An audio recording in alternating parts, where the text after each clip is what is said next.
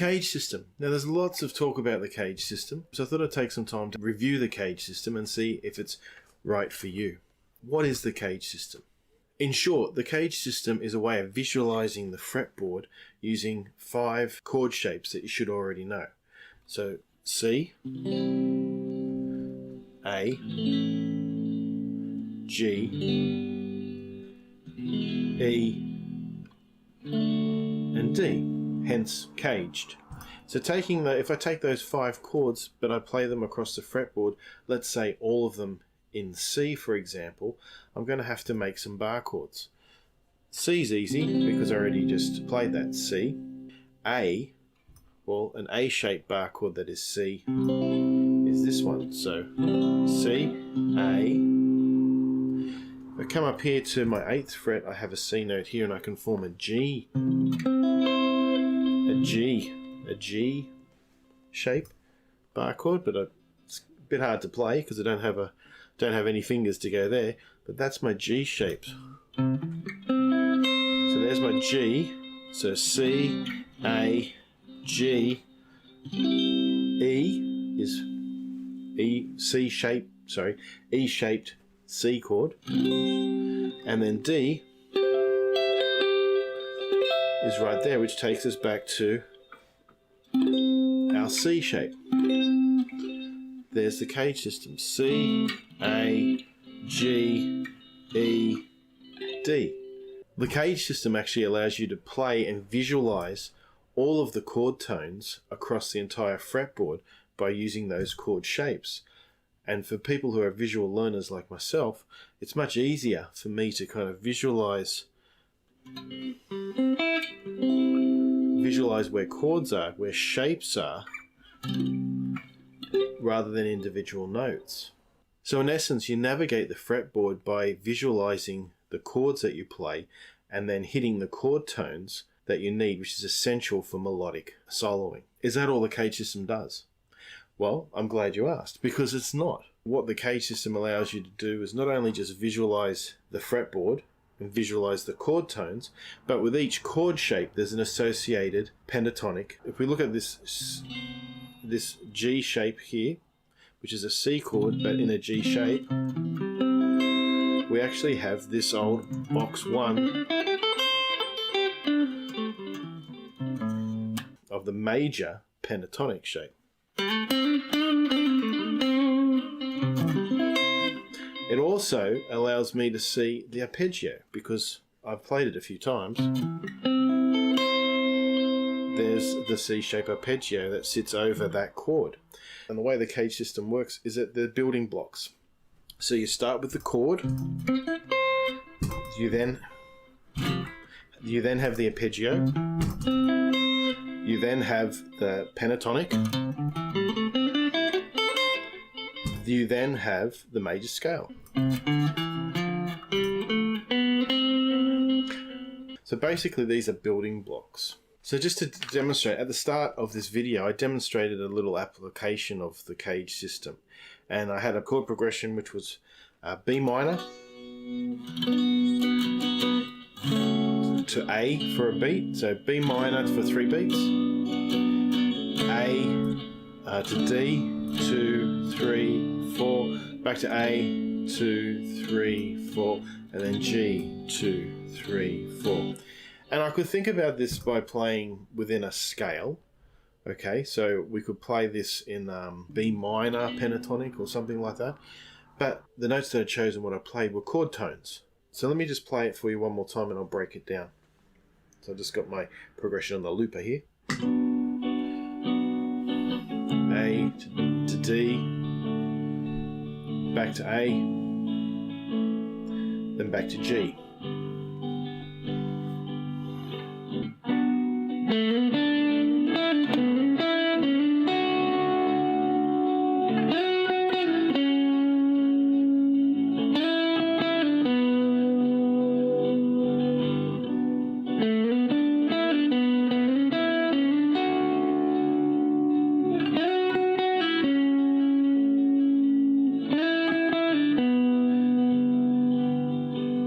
Over the B minor chord, I know I have the B minor notes.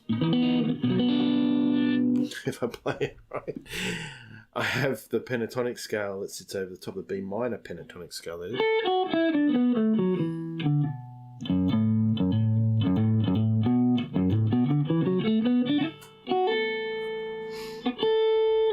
So what I was doing was just a basic classic, pretty standard. So sliding into the B, sliding into the third of the chord, which is really a tasty note. And then I've got one beat that I'm hitting the A, and I want to outline a bit of A. Okay, I don't have to because it's a passing kind of chord, but I took the opportunity to slide up into this A shape, and I hit the third of the A note again, resting on the fifth. So over the B minor, and then when I hit the A for a beat, just those two notes, and then coming to the D, I've got this D chord right here, so I go back to the third of the A, but just slide up to the seventh, right, which is giving me a D root note, so it's the root of the D chord, and then I'm hitting the third below it, the third of the D chord, okay? Alright, so kind of making those two notes ring over the D chord. And then as I'm coming back to the A chord, I'm thinking back into this chord shape, because I've got this pentatonic pattern right there, okay? So after I've gone to the D, so just taking those notes straight out of that pentatonic shape. And then we're going to the G. So I've got the G chord right here. So I'm sliding back down, playing the same thing again. Mostly the same thing. So over the B again. Into the A. Then into the D. That D shape, remember? And then going to this A shape. Into this G shape. Alright, so together with the backing track. Into the D. Back to the A. Back to the G. Alright, so let's put them together.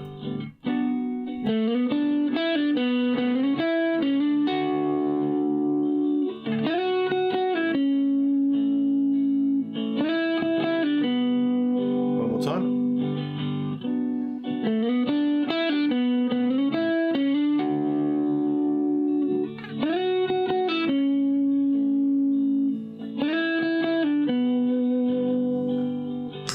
Okay, so it's not a groundbreaking, we've just hit something better than comfortably numb.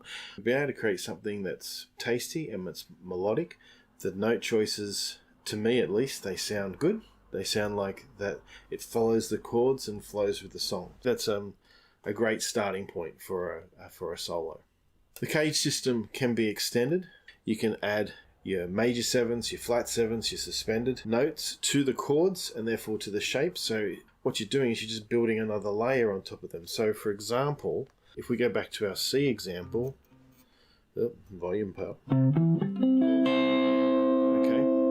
And I wanted to play something a bit bluesy, you know, playing like a C7 or a C9. I know that I have this G shape C chord here and my pentatonic scale sitting above it, okay? But I also know that if I introduce an extra note, which would be the flat seventh, I can get a slightly more bluesy sound because, you know, the C7 chord has that bluesy note to it. So we want to perhaps add the flat seventh, right, to our C major pentatonic shape because it's not there. So if I have C, is our root note here.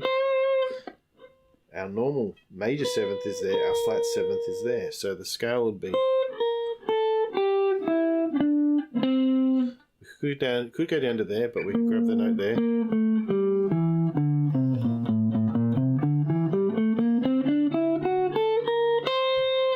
Oops, I missed a note there, sorry.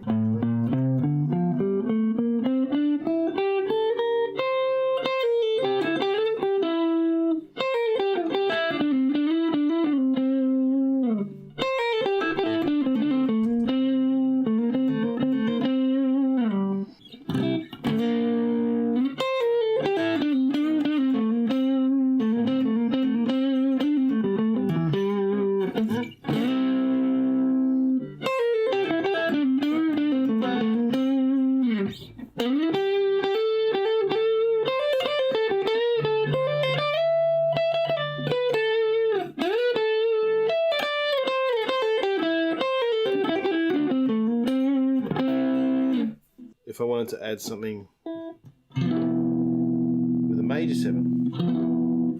So then I know my pentatonic. I'm going to add one note. The major 7.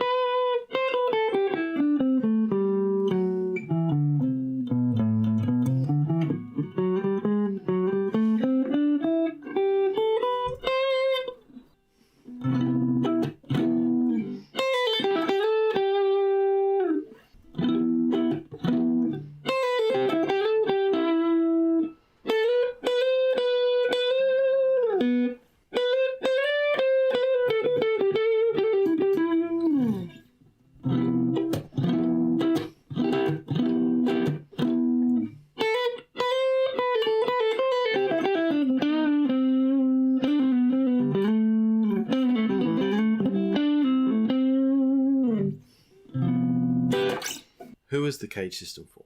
The cage system is really for those players, in my opinion, who aren't visual learners, who like to learn by patterns and seeing patterns, and learn by building on previous knowledge, building bits at a time.